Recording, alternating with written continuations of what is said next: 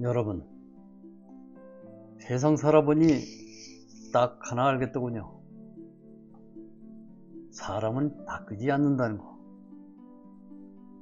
특히 권력을 맛본 집단의 DNA, 그거 유전자 검사해봐도 변하지 않습니다.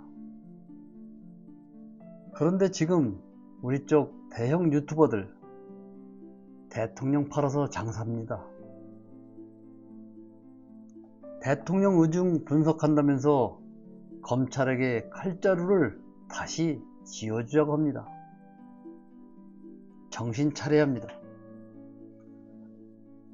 여러분, 지금 그분들은 개혁을 하자는 건지 말자는 건지 도무지 알 수가 없습니다. 그렇게 대통령하고 친하다면서 의중도 모릅니까?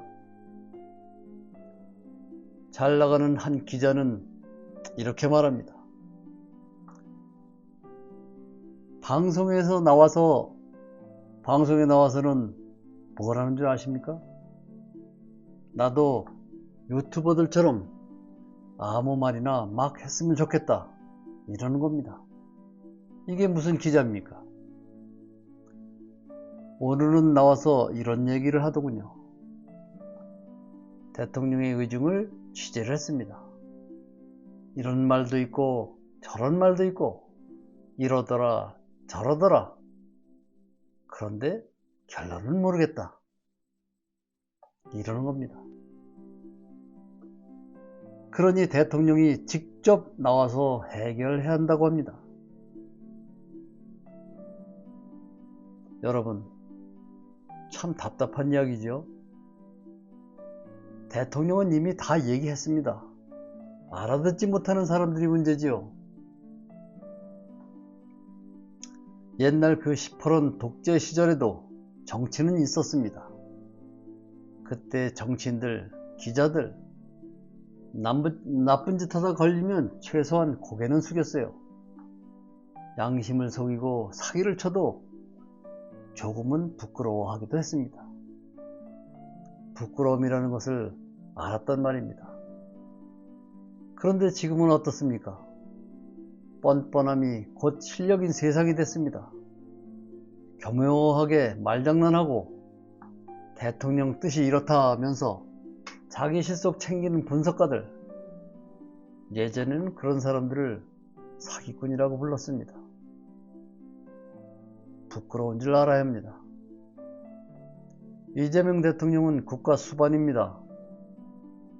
행정부 수장은 갈등을 조정해야 하니 당연히 두리뭉실하게 말할 수 있는 법이죠.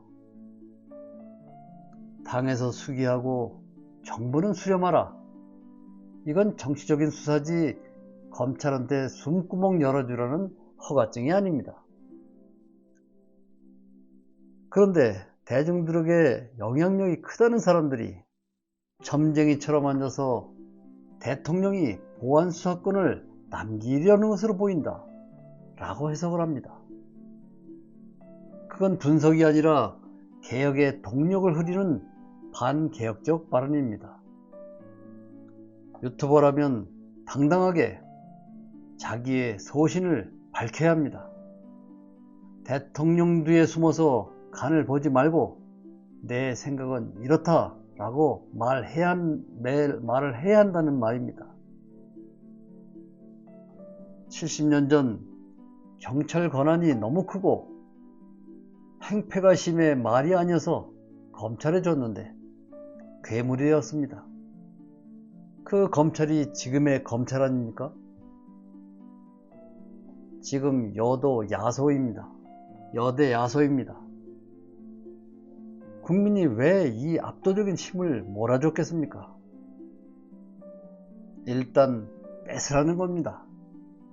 뺏고 나서 나중에 필요하면 작은 가위 하나 쥐어주면 될 일이지 왜 처음부터 칼자루를 남겨둡니까?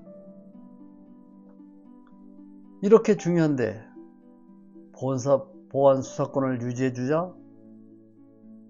검찰청 간판도 그대로 갈 수도 있다는 이 마당에 해석을 이렇게 합니까? 세상에 완벽한 것은 단 하나도 없습니다. 세상에서 제일 잘났다는 인간들이 하는 일이 완벽한가요? 완벽하게 만든 것이 뭐가 있습니까? 완벽하게 만들자는 말 그 자체가 잘못된 겁니다. 그 보안수사권 이번에 뺏지 못하면 반드시 국민 목에 들이대는 칼로 다시 돌아올 겁니다. 나중에 대통령이 어떤 결론을 내면 그것 봐, 내 분석이 맞았지 할 겁니까? 틀리면 분석이란 다 다른 거다 하고 뭉갤 겁니까? 참 비겁합니다.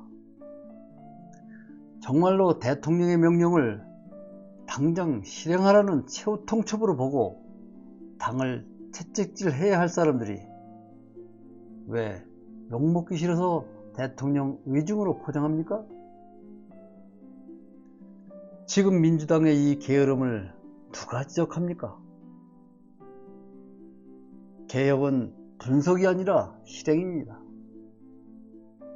대통령은 판을 깔았고 우리는 결론을 내야 합니다. 여러분의 목소리가 커져야 민주당이 움직입니다.